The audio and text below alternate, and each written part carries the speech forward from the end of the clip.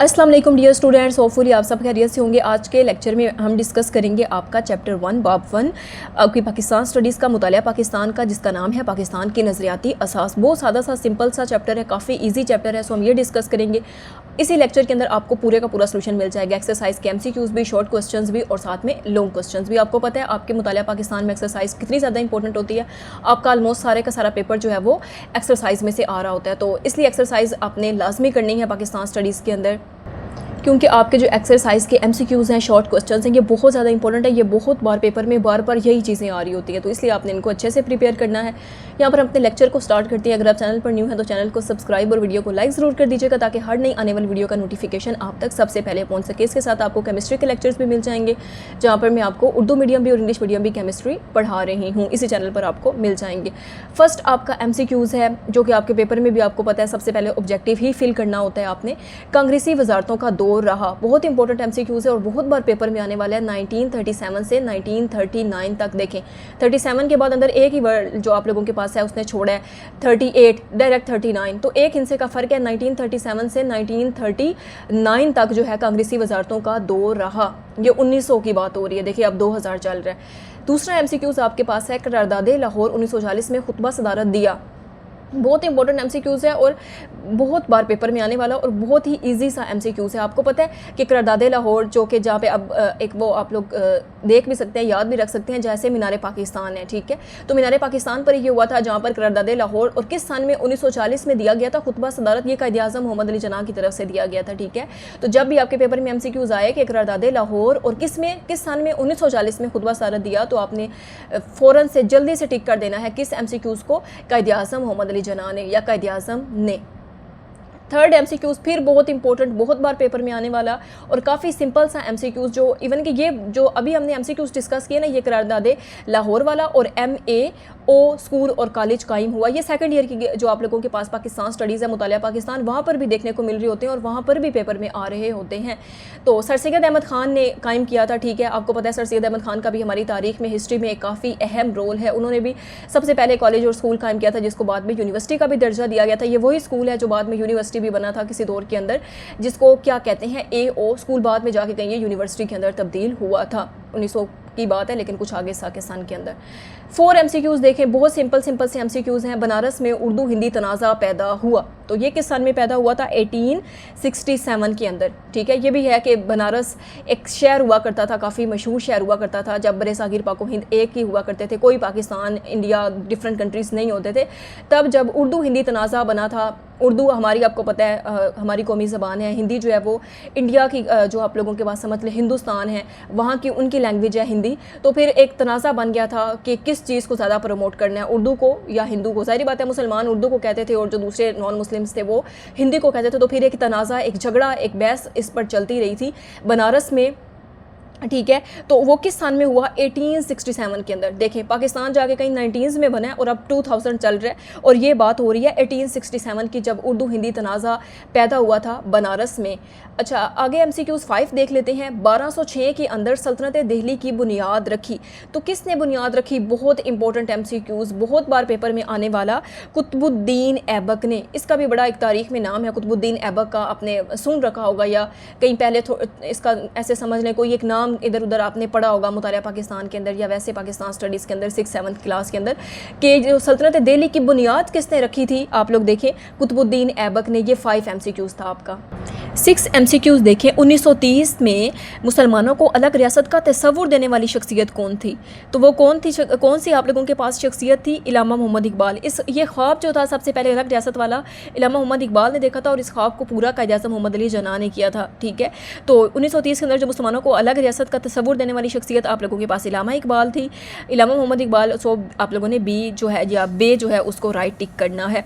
MCQs number 7 देखिए कि कौमियत की जो भी तारीफ़ की जाए, मुसलमान उस तारीफ़ की रूह से क्या है, एक अलग कौम है। ये बड़ा इंपॉर्टेंट फरमान है, काफ़ी मरतबा पेपर में आ रहा होता है कौमियत के डेफिनेशन के तौर पर। तो ये आप लोगों के पास जो फरमान है कायद-ए-आज़म ने दिया था, ठीक है, कायद-ए-आज़म का ये फरमान है। सो आप लोगों ने दाल जो है उसको राइट टिक कर लेना है MCQs को। ये भी काफ़ी इंपॉर्टेंट MCQs है, बहुत इंपॉर्टेंट है, ये आते हैं पेपर में। आपको इसमें से अभी भी बहुत सारे MCQs आपने एग्जाम में देखने को मिलेंगे, बिकॉज ये बहुत इंपॉर्टेंट MCQs हैं। सेकंड ईयर हमेशा जब भी आप पाकिस्तान स्टडी का मुतालिया पाकिस्तान को स्टडी कर रहे होते हैं, वहाँ पर ये बहुत इंपॉर्टेंट इंपॉर्टेंट पॉइंट्स, इंपॉर्टेंट चीज़ें होती हैं जो काफ़ी मरतबा पेपर में रिपीट हो रही होती हैं। अब देखें ये और एक देखें कितना इंपॉर्टेंट MCQs आ गया है कि पाकिस्तान का नाम किसने तजवीज़ किया था। देखें वो कंट्री जिसमें हम रहते हैं उसका नाम, इसको मतलब इस पूरे कंट्री का एक ख्याल या एक नाम जो था, इसको ये नाम देना है, मुसलमान इसमें रहते हैं, तो ये नाम किसने तजवीज़ किया था? चौधरी रहमत अली ने। सो आपने बे जो है उसको टिक कर देना है। अब हम एक्सरसाइज के शॉर्ट क्वेश्चंस डिस्कस कर लेते हैं। और डियर स्टूडेंट्स, अगर हम थोड़े इंपॉर्टेंट MCQs देखें तो इस पेज पर आपके पास ये 2 MCQs बहुत इंपॉर्टेंट है, अपने छोड़ना कोई भी नहीं है, लेकिन जिनको आपने ज़्यादा अच्छे से याद रखना है वो ये 2 MCQs है, ठीक है। बिकॉज एक्सरसाइज वाली कोई चीज़ आप स्किप आउट नहीं कर सकते हैं, बहुत ज़्यादा इंपॉर्टेंट होती है एक्सरसाइज, स्पेशली आपके इस सब्जेक्ट के अंदर। और जो अगले पेज पे आप लोगों के पास ये तीनों MCQs है, मैंने इनके आगे भी मेंशन कर दिया है कि ये इंपॉर्टेंट है। ये तो आप सोच भी नहीं सकते कि आपने इनको स्किप आउट करना है, बिकॉज के बहुत ही ज़्यादा MCQs है। आपको अपने इस चैप्टर में से जो MCQs आना है, एक इन तीनों में से मिलना है देखने को पेपर के अंदर। सो जल्दी से हम फर्स्ट क्वेश्चन आपका डिस्कस कर लेते हैं। नज़रिया की तारीफ़ आप लोगों ने बतानी है, 2 नंबर का सवाल आप लोगों से ये पूछा जा रहा होता है और बहुत इंपॉर्टेंट है, आपको पेज 2 पर इसका आंसर मिलेगा। तो यहाँ पर आप लोग देख सकते हैं ये पहली जो 2 लाइनें हैं इस पेज की, वो आपके पास ऐसा ज़ाब्ता या प्रोग्राम है जिसकी बुनियाद फ़लसफ़ा या तफक्कुर पर रखी गई हो, आप एक वर्ड भी कर सकते हैं, ठीक होगा, और इंसानी ज़िंदगी के मुख्तलिफ पहलुओं जैसे कि आप लोग के पास सियासी, माशरती और तहज़ीबी मसाइल के हल के लिए कोई लाए अमल बनाया गया हो। सिंपल सा जवाब है, बहुत इंपॉर्टेंट है, आपने इसको एज इट इज़ याद कर लेना है। सेकंड MCQs आप लोगों के पास है कि नज़रिया पाकिस्तान से क्या मुराद है। इसका जवाब भी आपको इसी पेज 2 पर मिलेगा बुक के। इसमें भी आपको सिंपल सा बताया गया कि जो नज़रिया पाकिस्तान से मुराद क्या है, एक अलग खिताए ज़मीन का हसूल है जिसमें मुसलमानाने बरे-ए-साग़ीर कुरान और सुन्नत की रोशनी में इस्लामी कदरों और नज़रियात को महफूज कर सके और अपनी जो ज़िंदगियाँ हैं वो इस्लाम के रोशन असूलों के तहत गुजार सके। कितना सादा सा जवाब है, आपने एज इट इज़ याद रख लेना है, ठीक है। लेकिन नज़रिए वाला ज़्यादा इंपॉर्टेंट है, इससे भी ये भी आपने पर याद करना है। क्वेश्चन आपका तीसरा है कि नज़रिया पाकिस्तान से आगाही क्यों ज़रूरी है। आपकी बुक के पेज 9 पर मिलेगा इसका आंसर आपको। तो यहाँ पर आप लोग देख सकते हैं ये जो नज़रिया पाकिस्तान से आगाही वाला टॉपिक है कि आज की नौजवान नस्ल को नज़रिया पाकिस्तान और क़याम पाकिस्तान, ठीक है, कि पहले क्या नज़रिया था और फिर क्या क़याम था, पाकिस्तान के जो मकासद से पूरी तरह आगाह रखने की ज़रूरत है। उन्हें इस अजीम तहरीक से आगाह किया जाए जो पाकिस्तान की तख्लीक के लिए बरे-ए-साग़ीर में पाकिस्तान के अवाम को मजबूत मुतहिद रखने के लिए ज़रूरी है कि उन्हें पाकिस्तान की अहमियत और तरीके पाकिस्तान के रहनुमाओं की कुर्बानियों का पूरी तरह इल्म हो।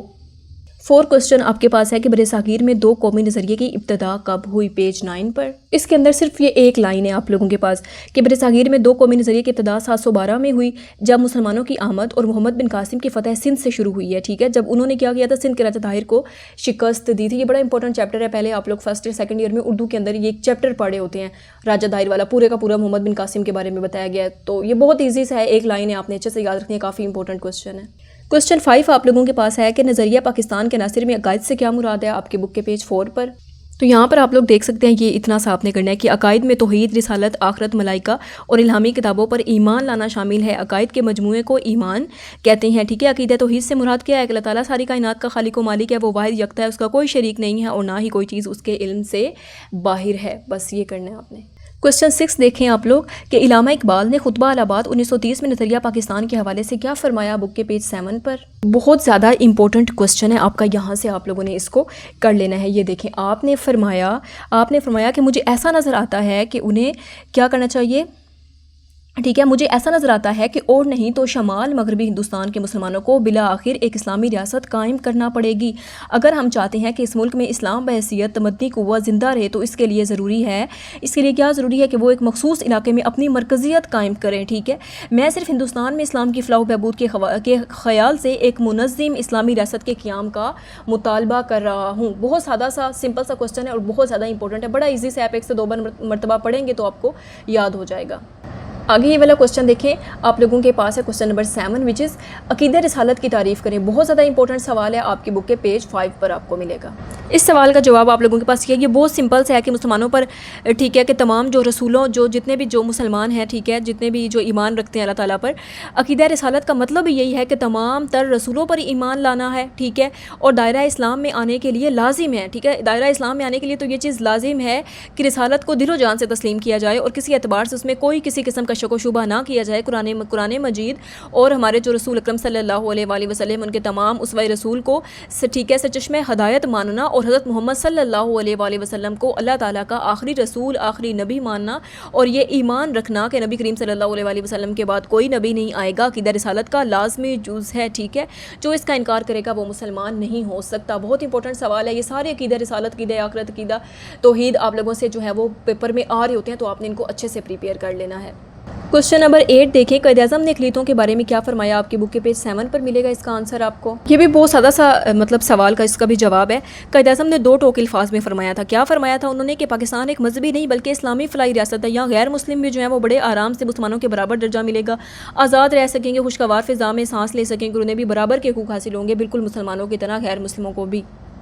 देखिए अगला क्वेश्चन ये भी बड़ा आप लोगों के पास इंपॉर्टेंट है। अब या फिर कभी नहीं, नाउ और नेवर के अनवान से मशहूर किताबचा कब और किसने जारी किया। बहुत ज़्यादा इंपॉर्टेंट सवाल है, आपकी बुक के पेज 10 पर है इसका आंसर। तो यहाँ पर आप लोग देख सकते हैं डियर स्टूडेंट्स के 28 जनवरी 1933 को उन्होंने ठीक है अब या फिर कभी नहीं, नाउ और नेवर के उनवान से एक मशहूर किताबचा जारी किया जिसमें मुसलमानों की अलहदा मुमलिकत के लिए लफ्ज़ पाकिस्तान तजवीज़ किया और इसका नक्शा भी साथ में पेश किया गया था। ठीक है, ये देखिए 28 जनवरी 1933, आपने डेट अच्छे से याद रखनी है। देखिए अब एक और बड़ा बहुत ज़्यादा इंपॉर्टेंट काफ़ी इंपॉर्टेंट क्वेश्चन मैंने टिक भी इसीलिए इसके साइड पे लगाया है कि क़ायद-ए-आज़म ने 1 जुलाई 1948 को 1948 को स्टेट बैंक ऑफ पाकिस्तान का इफ्तिताह करते हुए क्या फरमाया, पेज 8 पर। अब यहाँ पर देखें डियर स्टूडेंट्स के 1 जुलाई वो जो 1948 को क़ायद-ए-आज़म मोहम्मद अली जिन्ना ने जो स्टेट बैंक ऑफ पाकिस्तान का ठीक है इफ्तिताह करते हुए क्या फरमाया था। उन्होंने ये फरमाया था कि जो मगरब का मुआशी निज़ाम है इंसानियत के लिए नाकाबिल हल मसाइल पैदा कर रहा है। ठीक है, और ये लोगों के दरमियान जो है वो इंसाफ कायम करने में नाकाम रहा है। हमें दुनिया के सामने एक ऐसा मुआशी निज़ाम पेश करना होगा जो इस्लाम के सही तसव्वुर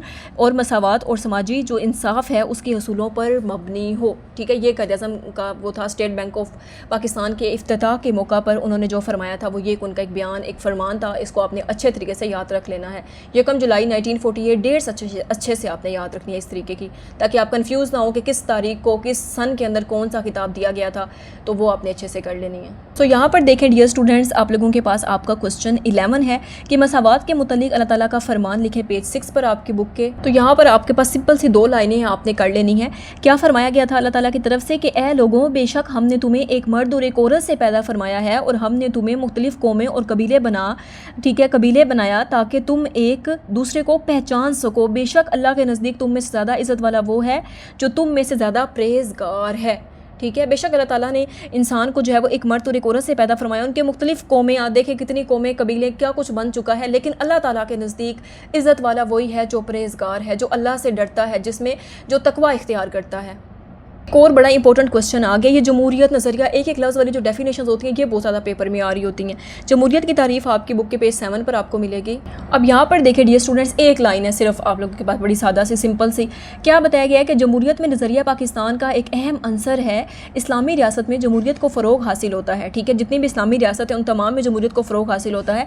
जमहूरियत का मतलब क्या होता है कि आवाम की हुकूमत आवाम के ज़रिए और आवाम के लिए। ठीक है, ऐसा आप समझ लें जमहूरी निज़ाम, ऐसी जमहूरियत जिसमें क्या होता है कि वोटिंग वगैरह होती है और उसके बाद कोई भी हुक्मरान आता है। जैसे पाकिस्तान में ऐसा होता है, और भी डिफरेंट कंट्रीज़ में होता होगा, कई विरासती हुकूमतें चल रही होती हैं। जैसे आपको पता है पहले दौर में होता था एक बादशाह, फिर उसका बेटा, फिर उसका बेटा, लेकिन कुछ टाइम से क्या है कि जमहूरियत को भी फ़रोग दिया गया है। जैसे इस्लामी कंट्रीज़ हो गए, पाकिस्तान और डिफरेंट दूसरे कंट्रीज़ में जमहूरियत के ज़रिए वोट कराए जाते हैं, आवाम के ज़रिए, आवाम के लिए और आवाम की हुकूमत, इस टाइप का कुछ आप समझ लें कि कानून नाफिज होता है। ठीक है, कि आवाम वगैरह वोट वगैरह देते हैं और फिर कोई एक हुक्मरान जो है वो सिलेक्ट होकर आता है आवाम की ज़रिए या आवाम की राय के ज़रिए या आवाम की वोट के ज़रिए, उसको आप सिंपल क्या कहते हो, जमहूरियत कहते हैं। देखिए स्टूडेंट्स, यहाँ पर देखें आपका लास्ट क्वेश्चन है, क्वेश्चन नंबर 13, और इतना इंपॉर्टेंट है बिकॉज लास्ट टाइम मैंने इसको देखा, ये इस्लामियात में भी और इवन कि अल कुरान में भी सेकंड ईयर की देखें बुक पेपर के अंदर ये क्वेश्चन आया हुआ था। अल्लाह ताला की हकमियत से क्या मुराद है, आपकी बुक के पेज 5 पर आपको इसका आंसर मिलेगा। अब यहाँ पर देखें डियर स्टूडेंट्स, अल्लाह ताला की हकमियत से मुराद ये है कि तमाम कायनात का मालिक सिर्फ और सिर्फ अल्लाह ताला है। बेशक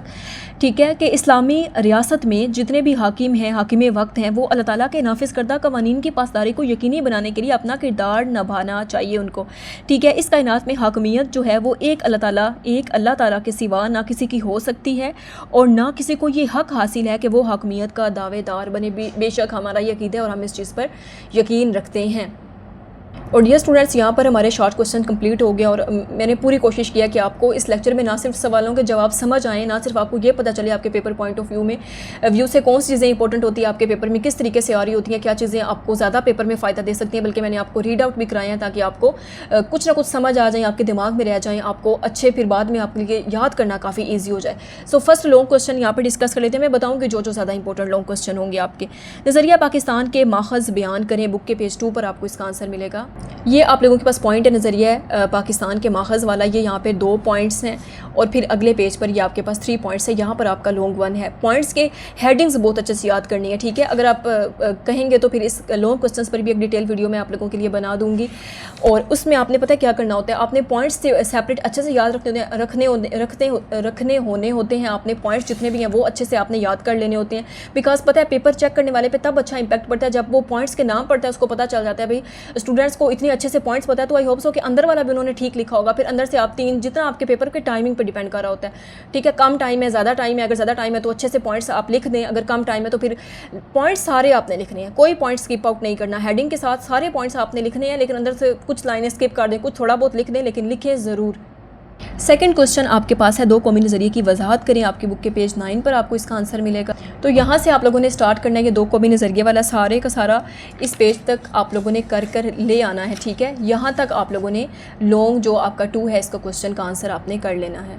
थर्ड क्वेश्चन आपके पास है नज़रिया पाकिस्तान के बुनियादी अज्जा का तज्जिया करें, पेज 4 पर। इस सवाल का जो जवाब है ये आप लोगों ने ये बुनियादी अनासिर अज्जा वाले सारे के सारे पॉइंट्स अच्छे से आपने हेडिंग के साथ कर लेने हैं और इसके बाद आप लोगों ने इस सवाल का जो जवाब है वो आप लोगों ने यहाँ तक, ये वाला भी पूरे का पूरा पेज करने के बाद यहाँ तक आपने लॉन्ग 3 का जो आंसर है वो प्रिपेयर कर लेना है, ठीक है। पॉइंट्स की हेडिंग्स अच्छे से करनी है, बाकी अंदर से आपने कुछ आयात को ज़्यादा आपने क्लियरली लिखना है, तो वो चीज़ें आपने ज़रा हाईलाइट करके अच्छे से लिख देनी है।